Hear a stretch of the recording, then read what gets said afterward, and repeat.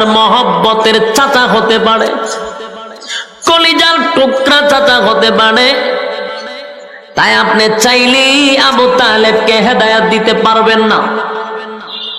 আমি আল্লাহ আপনাকে হেদায়েতের দায়িত্ব দেই নাই। বলুন হেদায়েতের মালিক কে? দুনিয়ার কোন পীর ফকির হেদায়েত দিতে পারবে? নবী রাসূল? পৃথিবীর কোন নবী রাসূলের হাতে আল্লাহ হেদায়েত দেয় না। ইন্নাকা লা তাহদি মান আহবাবতা ওয়ালাকিন্নাল্লাহা ইয়াহদি মান ইয়াশা ওয়া হুয়া আ'লামু বিল মুহতাদিন।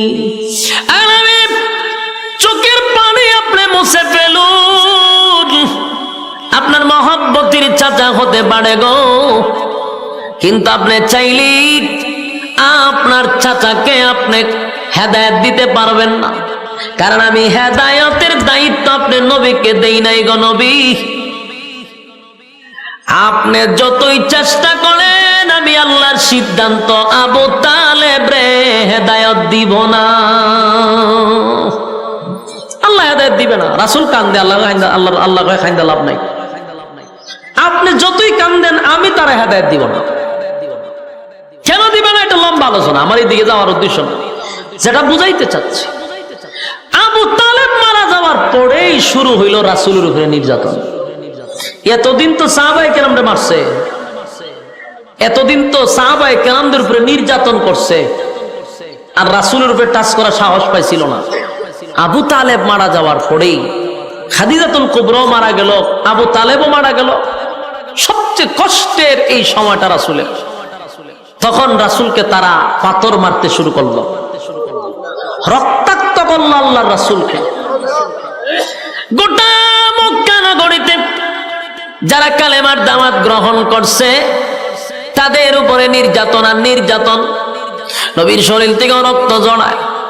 সাহাবায়ে কেরাম নবীর কাছে গিয়ে বলে, হাবিব, ও আল্লাহর পয়গম্বর, আল্লাহর কাছে একটু বলেন না গো, আসমান থেকে যেন আমাদেরকে সাহায্য করে। আমরা আর বরদাস্ত করতে পারি না, আর সহ্য করতে পারি না, আর সহ্য করতে পারি না, একটু আল্লাহর কাছে বলেন। নির্যাতনের শিকার সাহাবায়ে কেরাম, জ্বলন্ত কয়লার মধ্যে সাহাবায়ে কেরামদেরকে শোয়া দেয়, জিহ্বার মধ্যে পেরাক মেরে দেয়। একটাই অপরাধ, লা ইলাহা ইল্লাল্লাহর স্লোগান দেওয়ার কারণে জিহ্বার মধ্যে পর্যন্ত পেরাক মেরে দিছে। এত নির্যাতন, নির্যাতনের শিকার যখন হয়ে গেল, তখন আল্লাহ নির্যাতিত মুসলমানদেরকে সান্ত্বনা দেওয়ার জন্য আমার তেলাওয়াতকৃত সূরা বুরুজ নাজিল করে দেয়। এই সাহাবায়ে কেরাম সবাইকে সান্ত্বনা দেওয়ার জন্য আল্লাহ তখন সূরা বুরুজ নাজিল করে। সূরা বুরুজ নাজিল করে। 4টা কসম করছে আল্লাহ। কয়টা কসম? আরো জুড়ে, হ্যাঁ সবাই মিলে কর। 4টা কসম করছে আল্লাহ। সূরা বুরুজ নাজিল করছে সান্ত্বনা দেওয়ার জন্য নির্যাতিত মুসলমানদেরকে। আল্লাহ সান্ত্বনা দিতেছে, সান্ত্বনা দেওয়ার আগেই আল্লাহ 4টা কসম করছে। কয়টা?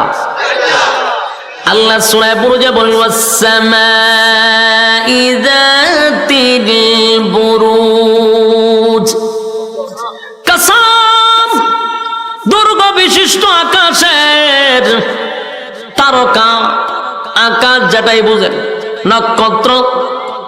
আল্লাহ বলেন কসম, তারকার কসম, নক্ষত্রের কসম। ওয়াল ইয়াউমিল মাউউদ, আল্লাহ বলেন কসম পরকালের, যেদিন আমি আল্লাহ বিচার করব, পুনরায় তোদেরকে আবার জীবিত করব, সেই কিয়ামত দিবসের কসম। وشاهد ومشهود, আল্লাহ বলেন জুমার দিনের কসম, আরাফার কসম। এই 4টা কসম আল্লাহ করছে। ওয়াস-সামাই যাতিল বুরুজ ওয়াল ইয়াউমিল মাউউদ ওয়া শাহিদিন ওয়া মাশহুদ। কয়টা কসম? 4টা কসম করছে আল্লাহ। চারটা কসম করে আল্লাহ বলেন কুতিলা আসহাবুল উখদুদ। চারটা কসম করে আল্লাহ যে কথাটা বলছে এই পয়েন্টটাই আপনাদের স্মরণ রাখতে হবে। যদি আলোচনা শুনতে চান তাহলে সামনে বোঝার জন্য এই পয়েন্টটা খুব জরুরি। চারটা কসম কেন রব্বে কারীম বলেন কুতিলা আসহাবুল উখদুদ। গর্ত খননকারীর উপরে আমি আল্লাহর অভিশাপ। কার উপর অভিশাপ? গর্ত খননকারীর উপরে আমি আল্লাহর অভিশাপ। বলুন কার উপর অভিশাপ? গর্ত খননকারীর উপরে আল্লাহর অভিশাপ। এই কথাটা আপনাদের স্মরণ থাকতে হবে। এই এতটুক কথা স্মরণ না রাখলে সামনের আলোচনা বোঝা বড় কঠিন হবে। খুব মনোযোগ দিয়ে শুনবেন। আল্লাহ 4টা কসম কাইরা একজন জালেমকে আল্লাহ অভিশাপ দিছে। গর্ত খননকারী জালেম। আল্লাহ বারবার বলেন গর্ত খননকারীর উপরে আমি আল্লাহর অভিশাপ। তাও 4টা কসম করে হয়েছে অভিশাপ। কসম অভিশাপ, কসম অভিশাপ, কসম অভিশাপ। গর্ত খননকারী এই জায়গা ওয়াজটা রাখেন। এরপরে আসুন এই সূরা নাযিল হইল কেন বলেন? নির্যাতিত মুসলমানদেরকে সান্ত্বনা দেওয়ার জন্য। হেডলাইন মুখস্থ রাখতে হইব। আপনারা আমার আনছেন অভিগঞ্জ থেকে, হত্যিকা গিচ্ছা উনবার লেগে আনছেন নি? গল্প, কাল্পনিক কথা, হ্যাঁ ফিসা উড়া গেছে সাগর ওই নদী নিপার, ইটা উনবার লেগে নি? খবর ভেঙে আছে, আগুন লেগেছে, ওটা দৌড় মারছে, ইটা উনবার লেগে আনছো? তাহলে একটু মনোযোগ দিয়ে শুনেন। যদি মনোযোগ দেন খুব সহজে বুঝবেন। এই পয়েন্টগুলো ইয়াদ রাখবেন। 4টা কসম করে নির্যাতিত মুসলমানদেরকে সান্ত্বনা দেওয়ার জন্য আল্লাহ সূরা বুরুজ নাজিল করছে। আমি যদি আপনাদেরকে জিজ্ঞাসা করি আল্লাহ সূরা বুরুজ কেন নাজিল করছে, আপনারা বলবেন নির্যাতিত মুসলমানদেরকে সান্ত্বনা দেওয়ার জন্য নাজিল করছে। কসম কয়টা কাটছে? 4টা। 4টা কসম করে অভিশাপ কারে দিল? গর্ত খননকারীর উপরে আল্লাহর অভিশাপ। এখন আসুন আমরা পয়েন্ট বোঝা দরকার। প্রথম প্রশ্ন হলো যদি নির্যাতিত মুসলমানদেরকে আল্লাহ সান্ত্বনা দিচ্ছে সূরা বুরুজ নাজিল করে, মানলাম। কিন্তু সূরা বুরুজের ভিতরে কি এমন ঘটনা আছে যেই ঘটনা শুনাইয়া সান্ত্বনা দিছে? ঘটনাটা তো জানা দরকার। কথা হইতে যে এমন কি আছে সূরা বুরুজের ভিতরে যেটা শুনাইয়া নির্যাতিত মুসলমানদেরকে আল্লাহ সান্ত্বনা দিল? এই ঘটনাটা তো শোনা দরকার। এই ঘটনাটাও কোনো গল্প নয়, কোনো গিচ্ছা নয়, তাফসীরের ভিতরে এই ঘটনাটা আল্লাহ উল্লেখ করছে। এই ঘটনাটা কি? রাসূল দুনিয়াতে আসার 90 বছর আগের ঘটনা। রাসূল দুনিয়াতে আসার কত বছর আগের ঘটনা? 90 বছর আগের ঘটনা। এই সময় রাসূল দুনিয়াতে নাই। এই 90 বছর আগের ঘটনাটা আল্লাহ সূরা বুরুজের ভিতরে ঢুকাইয়া তখনকার নির্যাতিত মুসলমানদেরকে সান্ত্বনা দিছে।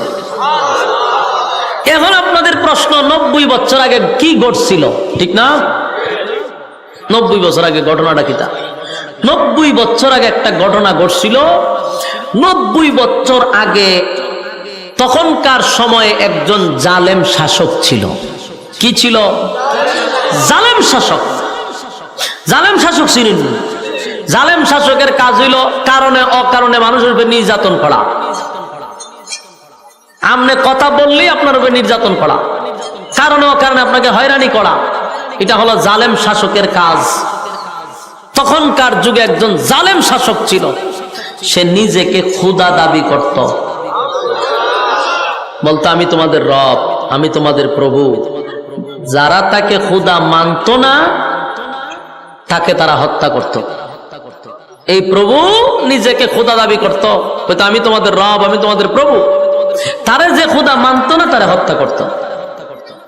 আমার কথা বুঝতে জন্যই কত বড় জালেম, কত বড় জালেম শাসক। তখনকার যুগটা ছিল জাদুবিদ্যার যুগ। জাদুবিদ্যা বেশি চলতো। তো সবচেয়ে প্রবীণ জাদুঘর সে বৃদ্ধ হয়ে গেছে, বুড়ো হয়ে গেছে। তো সে একদিন বাদশাকে বলল যে আমি যদি মারা যাই আমার এই জাদুবিদ্যা তো আরেকজনের শিখাইয়া যাওয়া দরকার। তাই আমাকে আপনি একজন মেধাবী ছাত্র দেন, যারে আমার এই আগাম কুগাম শিখাইয়া যাওয়ান যায়। তো বাদশা চিন্তা হলো কথা তো ঠিক, একটা মেধাবী ছেলে তালাশ করে বাইর করছে, বাইর করে এই বৃদ্ধরে দিছে যে এরে তুমি জাদু শিখাইও। বৃদ্ধ যা শিখছিল তা যুবকরে শিখানোর চেষ্টা করা শুরু করছে। যুবক তার বাড়ির থেকে প্রতিদিন বৃদ্ধর কাছে যায় জাদু শিখতে। একদিন রাস্তার মধ্যে দেখে এক হুজুরে ওয়াজ করে। মনে করেন আপনার এই রাস্তা দিয়ে যাইতেছে, দেখে আমি কেন ওয়াজ করি, হেওয়া ফ্যান্ডেলও বলছে, এরকম বিষয়টা। তো ফাদ্রিয়ে ওয়াজ করে, যুবকে জাদুবিদ্যা শিখতে যাবে, মাঝখানে হুজুরের ওয়াজ শুনতে বসছে। ওয়াজ শুনে দেখে ভালোই তো লাগে, খারাপ না, আর একটু বই। এই বইতে বইতে কয়েক মিনিট বসছে, 10-15 মিনিট ওয়াজ শুনছে। শুননা যুবক আবার চলে গেছে জাদু শিখতো। তো প্রতিদিন সে জাদুবিদ্যা শিখতে যায় আর দেহ হুজুরে বইয়ে ওয়াজ করে। আর তারও হুজুরের প্রতি এমন এক আকর্ষণ ঢুকছে, সেও চিন্তা করলে যে না, হুজুরের কথা বড় মজা, আমি একটু শুনি। দেহে হুজুরে ওয়াজ করে একত্ববাদী খুদার। আর তখনকার মানুষ খুদা মানত কারে? কয়েকজনে ওয়াজ বুঝতে যায়, আর বাকি সব আমার মুখের ভাই যাই রয়েছে। উত্তর না দিলে বোধ ওয়াজ বুঝুন না, আপনারা ওয়াজ বুঝতে শুননি, 2-1 ভাই যে ওয়াজ বুঝতেছে। বাকি দেশের সব জনগণ খুদা মানত জালেম শাসককে। আর এই যুবক ওয়াজ শুনলো, ফাদ্রিয়ে ওয়াজ করে একত্ববাদী খুদা। যুবকে চিন্তা করছে, কিরে ফাদ্রি দি খুদা আর একজন হয়, আর দেশের সব জনগণ আমরা যে মানি ওই বাদশারে খুদা মানি, হুজুরে দেখো খুদা বলে আর একজন আছে। এটা নিয়ে সে খুব চিন্তায় আছে। তো এরপরে জাদু শিখে আর হুজুরের কাছে আস্তে আস্তে একদিন কথা শুনতে শুনতে, তার আসল রবের কথা শুনতে শুনতে, সে এই হুজুরের হাত ধইরা কালেমা ভরে ইমান আনছে। ইমান আনছে, আনার পরে প্রচুর স্টাডি করতে শুরু করলো, গবেষণা শুরু করলো, ভাবতে শুরু করলো। ভাইবা কয় ঠিকই তো আছে, বাদশা খুদ হইব কেমনে? এটা আমাদের মতো না, তুই খুদা হয় কেমনে? এই বিষয় নিয়ে খুব চিন্তিত। আর যুবক যত ভাবতেছে, আল্লাহ তার রাস্তা তত সহজ করে দিতেছে। এই বিষয়টা তার ভিতরে সবসময় একটা টেনশন আর চিন্তা, যে মানুষ যে সবাই বাদশারে খুদা মানে, তা আসল খুদা না। মানুষ তো তারা খুদা মানে। এর ভিতরে তার ভিতরে একটা সন্দেহ আছে, হাসা ওই পাদ্রিটা সঠিক না বাদশাই সঠিক, এটা নিয়ে একটা চিন্তা আছে। একদিন রাস্তা দিয়ে যাওয়ার সময় দেখে গ্রামের সব মানুষ এক রাস্তার মধ্যে দাঁড়ায় রয়েছে। সে যাবে রাস্তার ওই পারে, কিন্তু মাঝখানে দেখে একটা ভয়ঙ্কর এক প্রাণী বসা, ভয়ঙ্কর প্রাণী। এখন এই প্রাণীর ভয়ে গ্রামের কেউ এই দিকেও আসে না, এই দিকের মানুষ ওই দিকেও যায় না। যুবক পড়ছে মহা মুসিবতে, আমি যাবো কেন? এই প্রাণীর ভয়ে সব মানুষ দাঁড়িয়ে আছে। হঠাৎ করে যুবকের মাথায় একটা প্ল্যান আসলো, যে আজকেই আমার পরীক্ষা করার সময় আসল রবকে। আজকে আমি পরীক্ষা করবো যে আসল রবকে। এই বইলা সে একটা পাথর লইছে, ছোট্ট পাথর লইয়া কইতাছে, যদি একত্ববাদী খোদা সঠিক হয়, পাদ্রী যে দাওয়াত দিছে সেই খোদা যদি সত্য হয়, তাহলে এই পাথর দিয়া তো একটা মুরুগ মারাও সম্ভব না। কিন্তু এই পাথরটা মারার সাথে সাথে যেন এই ভয়ঙ্কর প্রাণী মারা যায়। সঠিক খোদা যদি হয় পাদ্রীটা, আর যদি সঠিক খোদা না হয় তার এটা মরবে না। এই বইলা ডিল মারতেই ছোট্ট পাথরটা ডিল মারছে, একদিকে ডুইকা আর একদিকে বেরিয়ে গেছে। ওই প্রাণীটা জাগাতে মারা গেছে। বলুন তো দেখি, যুবকের ইমানি জজবা বাড়ছে না কমছে? ইমানি জজবা বেড়ে গেছে। এখন তো যুবক কয় সর্বনাশ, তাহলে আমার টার্গেট টিকি আছে, খুদার পরিচয় পেয়ে গেছে। খুদার পরিচয় পেয়ে যুবক খুব খুশি, আমি আমার রবের পরিচয় পেয়ে গেছি। এতদিন এই বাদশাকে খুদা মানছি, হ্যাঁ কোনো খুদা টুদা না, দেশের মানুষও তারা খুদা মানতেছে, আসল রবের পরিচয় পেয়ে গেছি। যুবক এবার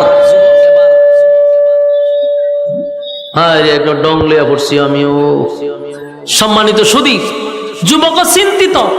আমরা একটা কাজ করেন, বক্সে হালকা একটু ইকু দেন, বক্সে দেন। আপনি রিপিও কি কয় এটারে, মনিটরে দিয়েন না, মনিটরটা আমার কাছে তো, বক্সে দেন, হালকা দেন, শ্বাসটা না টানে। সম্মানিত সুধী, এখন এই যুবক তার ইমানি জজবা বাড়ছে। সে চিন্তা করলো আমি আসল রবের পরিচয় পাইছি, আমল শুরু করছে, ইবাদত শুরু করছে, রবের প্রতি তার যথেষ্ট পরিমাণ বিশ্বাস চলে আসছে, জান প্রাণ দিয়ে রবের গোলামি করা শুরু করছে। কিন্তু ওই যে প্রাণী মারছিল, গ্রামের মানুষ দেখছিনি, এই গ্রামের মানুষ এই দৃশ্য দেখতে কয় এই যুবক সাধারণ কোন যুবক না। এটা স্বাভাবিক কিনা? আমনের সামনে যদি আমি বড় একটা বাঘ মাইরালে ডিল মাইরা, তা আমার মুড়িদানের আর অভাব পড়তো না। কথা ঠিক নেই? এখানে বাংলাদেশ ফু দিয়া ডিম ফাটাইলে মুড়িদানের অভাব নাই, লাইন ধরে মুড়িদানের, বেড়া বেড়ি যা আছে সব মুড়ি দিয়ে জায়গা। আর এই যুবক একটা প্রাণী মারছে, বিশাল ভয়ঙ্কর প্রাণী, তাও ছোট্ট একটা কণা পাথর দিয়া। বুঝেননি কি পরিমাণ তার ভক্তবৃন্দ বাড়ছে। মানুষ কয় এই যুবক সাধারণ না, তো মানুষ তার কাছে যায়, যুবক গেলে পরে ফু দেয়, তো অনেক রোগ ভালো হয়ে যায়। কুষ্ঠ রোগ লিয়ে যায়, ফু দিলে ভালো হয়ে যায়। আতুল্লুলা মানুষ যায়, ফু দিলে ভালো হয়ে যায়। কেরামত এখানে আরো বাড়তেছে। মানুষ কয় সর্বনাশ, এই যুবক সাধারণ না। তো এরকম করতে করতে এইগুলা কিন্তু একসময় সইরা যায়, একজনের মুক্তি আরেকজন, একজনের মুক্তি আরেকজন করতে করতে পার্লামেন্টে এই খবর চলে গেছে। পার্লামেন্টে একজন অন্ধ মন্ত্রী ছিল। কি মন্ত্রী? অন্ধ মন্ত্রী, চোখে দেখতো না।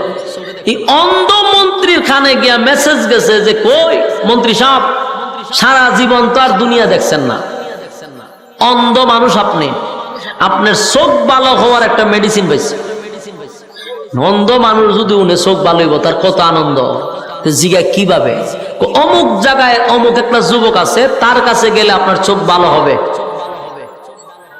এই মন্ত্রী কথা শুননা, যত স্বর্ণ হীরা মণিমুক্তা আছে সব বাস্কর ভিতরে বইরে গেছে যুবকের কাছে গিয়া কয়, যুবক এই বাস্ক খুলো, এটার ভিতরে সব স্বর্ণ আছে।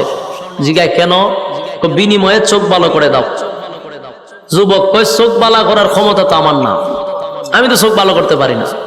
মানুষ যে বললে তুমি এটা করে দাও সেটা করে দাও, বলে এগুলো তো আমি ভালো করি না, আমার রব ভালো করে। এই কথা শুনিয়া মন্ত্রী মারছে হাসি। জিগা আপনার হাসেন কা? হয় তুমি যে রবের কথা কইতেছো, আমি তো হারা দিন রবের কাছেই থাকি, চোখ যদি বালা করতো থেকে আর তোমার কাছে আইতাম। ওই অন্ধমন্ত্রী মনে করছে রব মানে বাদশাহ, আর দেশের সব মানুষ তো তার রবই মানে। মন্ত্রী কয় আমি হারা দিন তাহি এর কাছে, এ কি এর খুদা আমি বুঝি টুঝি না, এতে কি চোখ বালা করতো? আজ এর কথা। যুবকে কয় আপনি যেই বাদশার কথা বলতেছেন সে তো খুদা হওয়ার কোন যোগ্যতা রাখে না, খুদা হওয়ার কোন যোগ্যতা তার নেই। মন্ত্রী কয় তার মানে তুমি কি বাদশাকে খুদা মানো না? বলে না। এর পরিণাম তো ভালো হবে না, বলে জানি মৃত্যুদণ্ড হবে, আমি আমার আসল রবের জন্য জীবন দিতেও প্রস্তুত। মন্ত্রীর কাছে বলতেছে যে সে কোনদিন খোদা হতে পারে না, সে একটা জালেম শাসক, তাকে যে খোদা মানে না তাকে সে হত্যা করে, সে আবার খোদা হয় কেমনে? তখন বলতেছে বাবা রে, এই ফেসা আমার ভালো লাভ নাই, তুমি আমার চোখ বালা করে তো আমি যাইগা। যুবক কইতে চোখ তো আমি বালা করি না, তো তোমার রব রে কেউ চোখ বালা করে দিত? কয় আমার রব তেমনি ভালো করে না। তো কেমনে ভালো করে? আপনি কালেমা পড়ে আগে রবের উপরে ইমান আনতেইব। ইমান যদি আনেন, আমি আমার রবের কাছে একটু রিকোয়েস্ট করতে পারি, আমার রবের দয়া মায়া হইলে আপনারা ভালো করে দিবে। মন্ত্রী চিন্তা করলো দুনিয়া তো কিরম দেখছি না, এখন চোখ তো আমার দরকার। ঠিক আছে, কালেমা পড়লাম। কালেমা পড়ছে, ইমান আনছে। যুবক এবার আল্লাহর কাছে হাত তুললে কান্না শুরু করছে, আল্লাহ মন্ত্রীর চোখ বালা করে দিছে। এখন তো মন্ত্রী দেহে ছবি দেখে, ঘটনা কি তারই ছবি দেখা যায়। পৃথিবী এত সুন্দর, মানুষ এত সুন্দর, জীবনে দেখছে না, এরপরে কি করতে পারে এটা তো আপনারা বুঝে নেব। একের এক জায়গা খালি থাকবো নি, দৌড়াদৌড়ি করবো, ঠেলা মারবো, খামসা মারবো, মানুষের দূরে সিমটি মারে, খামসা মারে, ঠেলা মারে, ধাক্কা মারে, লাইটও গিয়ে দৌড়ালায়, কারেন্টও দৌড়ালায়। জীবনে দেখছে না, ঠিক নেই? মন্ত্রী তখন আর এক জায়গাত নাই। সেইগুলা করতে করতে একদিন পার্লামেন্টে গেছে। অন্ধ মানুষ যারা দেখবেন, এরা দাঁড়ানোর সিস্টেম ভিন্ন, এদের হাঁটার সিস্টেম ভিন্ন। এবার এক জায়গায় দাঁড়ায় থাকলে এইরকম ভাবে দাঁড়ায় থাকে, ঠিক নেই? আত্মাতে মেতে করে আমরা দাঁড়ায় থাকে, এক জাতি ভাবে দাঁড়ায়, দেখা হইয়াই ভাবে দাঁড়ানি সিস্টেম তার এইরকমই ছিল। এখন তো তার চোখ ভালো হয়েছে, এখন তার দাঁড়ানি সিস্টেম হইলো আমাদের মতো। বাদশা দূর থেকে এটা ফলো করছে, যেহেতু অন্ধ আছে, তুই এক জায়গায় চুপ করে দাঁড়াইত। হেদি এখন খালি খুব চঞ্চল, হেই গান যায়, হি গান লারা মারে, গান দেখা মারে, ঘটনা কিতা? মন্দির বাদশা ডাক দেখো, দিকে তুই কি চোখে দেখস? দেখি তো, হ্যাঁ কেমনে দেখস? চোখে দেখতে না? বলে আমার রব বালা করছে, রব বালা করছে কইছে পড়ে। বাদশায় খুশির চুটে ডিজে গানের আয়োজন করছে। ডিজে গান লাগা কে রে? হ্যাঁ আমি যে ভালো করছি এটা তো আরো জোরে খাওয়া দরকার। তুই যে আমার আগে কইতে তাহলে বিশাল আয়োজন করতাম। আমি যে ভালো করছি তুই পার্লামেন্টে কইছস, আমার কলিজা ঠান্ডা হয়ে যায়। মন্ত্রী কয় তুই কি আসলেই খোদা? পার্লামেন্টের সামনে কয়, হ্যাঁ তুই কি আসলেই খোদা? তুই তো আস্তে একটা হুদা, তুই কি এর খোদা? তুই যদি খোদা হইতি আমার চোখ বালা করে দিতি।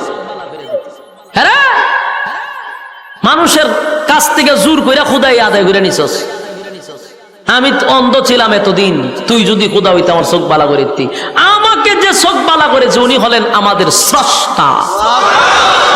তোরে যিনি সৃষ্টি করছেন, আমার যিনি সৃষ্টি করছেন, সাত আসমান, সাত জমিন, সূর্য চন্দ্র, গ্রহ নক্ষত্র, কুল কায়নাত যিনি সৃষ্টি করলেন হুকুম দিয়া, তিনি হলেন আমার রব আল্লাহ। বাদশার মেজাজটা গরম হয়ে গেছিল, চান্দি ফুড়া গরম। তারে খোদা না মানলি সে হত্যা করে, আর এটা তার ইগুতে লাগছে মারাত্মক লজ্জা। এত মানুষের সামনে পার্লামেন্টে বৈশা একজন দেশের বাদশাকে এইভাবে বেজ্জতি করা, অপমানি করে, এটা কি মেনে নিব বাদশা? বাদশা কয় এরে গ্রেপ্তার কর। গ্রেপ্তার করলো, এর রিমান্ডে নিয়ে ফিডা, রিমান্ডে নিয়ে মায়ের শুরু করলো। মারতে মারতে মারতে জিগায়, কত তোরে কে কালেমা শিখাইছে? ফিডার সোডে হয় আমারে যুবকে শিখাইছে। যুবকরে গ্রেপ্তার করে আনছে, আইনা যুবকরে ফিডা শুরু করছে। ফিডাইতে ফিডাইতে যুবকরে তোরে কেটা কালেমা শিখাইছে? হয় হাত দিয়ে শিখাইছে। হাত দিয়ে গ্রেপ্তার কর, হাত দিয়ে তুলছে ফিডা, মানে যে শিখাইছে এর ফিডা। এইভাবে মায়ের শুরু করছে। কারণ আমি আগেই বলছি সে কি জালেম শাসক। সে কি শাসক? জালেম শাসক। তিনজনে ফিডাইতে ফিডাইতে লাস্টে কয়, তিনজনে তো ইচ্ছা মতো ফিডাইছি, এখন ক তোরা রবকে। তিনজনের কয় রব হলেন আল্লাহ, যিনি আমাদেরকে সৃষ্টি করছেন। বা সকিরে এত ফিডা গেল কো? কয়াম নইতো না। মন্ত্রীর মাথার উপরে একটা করাত রাখছে। করাত চিনুন না আপনারা? বুলার মানুষ গাছ দেখাটে, এই করাত মাথার উপরে রাখছে। রাখতে কয় মন্ত্রী, যদি তুই আমাকে রব বলে স্বীকার করস ছেড়ে দিব, আর যদি স্বীকার না করস করাত দিয়া মাঝখান দিয়া দুই ভাগ করব। কিতা বুঝলেন? আমরা এখানে যারা বসা, আমি বক্তা সহ, আমরার মাথার যদি একটা খরাত রেখে হয় আমরা একটা টান দিব, আমরা ইমান থাকবো নি? ডাইরেক্ট আমার 14 গোষ্ঠী হিন্দু আছেন, জয় শ্রীরাম হয়ে দূর শুরু করবো। ইমান ইগানই শেষ। আমরার যে তালের ইমান, 5 টাকার একটা সার কাছে আমরা ইমান বিক্রি হয়। বাস্তব না বাস্তব? বুড়া বুড়ি আইলে দেখবেন, হ্যাঁ চা খাইছে এক চেয়ারম্যানের কাছ থেকে, চেয়ারম্যানের জিগায় বুটটা কারা দিবে? চা দিয়ে আপনি খাওয়াইছেন, বুটটা আপনারই দিব। ই চেয়ারম্যান খালি গেছে, আর এক চেয়ারম্যান আইয়া ঢুকছে, হের ভিত্তে জিগায় বুট কারে দিবি? চিন্তা ভাবনা আছি। চেয়ারম্যান দুধ চা খাওয়াইছে, বুট কারে দিবে? আপনারই দিব। ই চেয়ারম্যানও গেছে, হে দোকান থেকে লড়ে না। আরেকজনের ঢুকে দেখে, কিরে বুট কারে দিবি? কইতারি না। হতের একটা কফি খাওয়া, কফি খাওয়ানোর পরে জিগা বুট কারে দিবি? আপনারই তো দন লাগে। বলুন তো বুট কয়টা দিছে? কয়জন রে? যেই লোক গুলারে 5 টাকা দিলে ইমান জায়গায়, হের আবার খরাত লাগেনি? কথা কই না দি? চা কফি খাওয়াইলে ইমান শেষ, হের আবার কফি খরাত লাগবো? হ্যাঁ আমরা খরাত লাগবো না। গুলির আওয়াজ হলে আমরা ডাইরেক্ট কালেমা উলামা পড়ে বয়ে থাকি, ঠিক না? আমরা রইল ইমান। কিন্তু এই মন্ত্রী সবে মাত্র কালেমা ভইরা ইমানের পরীক্ষা তার উপরে চলে আসছে, সে বাদশারে ডাইরেক্ট বলছে 2 ভাগ করে ফেল, কিন্তু ইমান দিব না। তার 1 নম্বর কারণ হলো, আমি আমার রবকে শুধু একদিন ডাক দিয়েছিলাম, আমার রব আমার ডাকের সাড়া দিয়া আমার চক্ষু ভালো করে দিছে, সেই রবের সঙ্গে আমি বেঈমানি করব না। কালেমা পড়ছি তো পড়লাম, ইমান দিব না, প্রয়োজনে রবের জন্য জীবন দিয়া দিব। বাদশার অর্ডারে মন্ত্রীর মাথা 2 ভাগ করা হয়েছে, ইমান দিছে না কিন্তু জীবন দিয়া দিছে। এবার পাদ্রীকে বলে, পাদ্রী বল খোদা কারে মানুষ? বলে আমার রব আল্লাহ যার উপরে ইমান এনে মন্ত্রী মারা গেছে, আমি তার উপরে ইমান আনছি। বাদশার অর্ডারে পাদ্রীকেও 2 ভাগ করা হলো। এবার যুবকরে বলে, যুবকরে 2 জনরে তোর সামনে হত্যা করছে, তুই কারে মানুষ? যুবক কয়, এই 2 জন যার জন্য জীবন দিছে আমি তারে মানি। বাদশা কয়, দেখ এখনো বালা আছে, তুই আমার একবার রব হিসেবে স্বীকার কর, আমি তোরে ছেড়ে দিন, তোরে আমার খুব দরকার। যুবকে কয়, আমার জন্য তাদেরকে মারলি আর আমি বুঝি ছেড়ে দিব ইমান? এর থেকে কোনো কঠিন শাস্তি থাকলে তুই আমারে দিতে পারস। বাদশাকে খুব অপমান করার পরে বাদশার খুব লাগছে। বাদশা কয়, তুলে এর চেয়ে তোর কঠিন শাস্তি দিব। 2 পাও বাঁধছে, বাইদা হাত 2টা বাঁধছে, বাইন্দা স্পেশাল বাহিনী দিয়া এই যুবকরে পাথরের পাহাড়ের উপরে নিছে, নিচেও পাথর উপরে পাথর, ও সাত্তিকে সবার সামনে তারা ধাক্কা মাইরা পাথরে ফালাই দিবি, বর্তা হয়ে যাবে।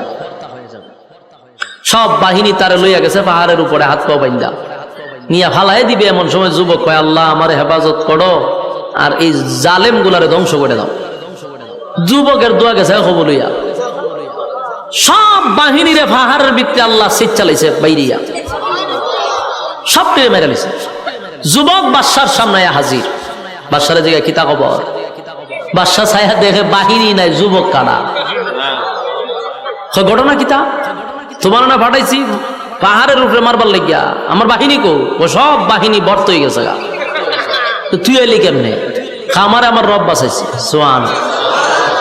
বাদশার মেজাজ খুব গরম, আবার বাহিনী দিয়া গয়ের ধর, হাত পা বান, বাইন্দা সাগরের মাঝখানে নিয়ে ফালাই দিয়া মাছে খাইলাম, বড় মাছের মুখে ছেড়ে দিবি। সব বাহিনী তারে লইয়া গেছে সাগরের ভাড়া, হাত পা বাইন্দা বস্তার ভিতরে পড়ছে, সাগরের মাঝখানে নিছে। যুবক কথা, আল্লাহ আমারে বাঁচাও, এরারে তুমি ধ্বংস করো। যুবকের দোয়া কবুল, সব গুলারে বাতাস দিয়া সাগরের ভিতরে ফালাইয়া পানিতে চুবাইয়া সব তীরে মেরে লিছে। যুবক বাচ্চা একদম সুস্থ অবস্থায় বাদশার সামনে হারিয়ে হোক, কিতা খবর? বাদশার জায়গায় কিতা খবর বলানি? বাদশায় তো অবাক, কিরে আমি না তোর সাগরের মাঝখানে পাঠাইছিলাম, আমার বাহিনী কো? ও সব গেছে মাছের ভেড়। তো তুই এলি কেমনে? আমার রব বাঁচাইছে। সুবহানাল্লাহ। বাদশার পুরা মাথা গরম হয়ে গেছে, যত বাহিনী পাঠায় সব বাহিনী মারা যায়, হে মরে না। এখন তো টেনশন বেড়ে গেছে, কোনোভাবেই মারতে পারতেছে না। আরো বহু সিস্টেম বাইর করছে, কিন্তু এই যুবকের মারতে পারে না। লাস্টে গিয়ে ভাও ধরলিছে, বাদশা যুবকের ভাও ধরছে। তুই দেখো ভাই, তোরে কেমনে মারন যায় খোসাই। ভাও ইমান আনবার লেগে না, মারবার লেগে ভাও ধরছে। তোর 2টা ভাও ধরি কর, তোরে কেমনে মারন যায়। যুবকের জিগা, আমার মারাটা কি তোর খুব বেশি দরকার? বলা হয় কেন? তুই গোটা দেশটারে তুই তোর খুদার পরিচয় দিবি, লাস্টে আমার কেউ খুদা মানতো না, এই যন্ত্রণা আমার ঘুমো ধরে নাইলে তোরে মারে লিতাম। বাদশা কয়, তোরে আমার মারা খুব জরুরি, খুব দরকার, তোরে মারতে চাই। যুবক কয়, অসুবিধা নাই, মারতে যদি তুই চাস মারতে পারবে, তবে তুই চেষ্টা করলে পারতি না।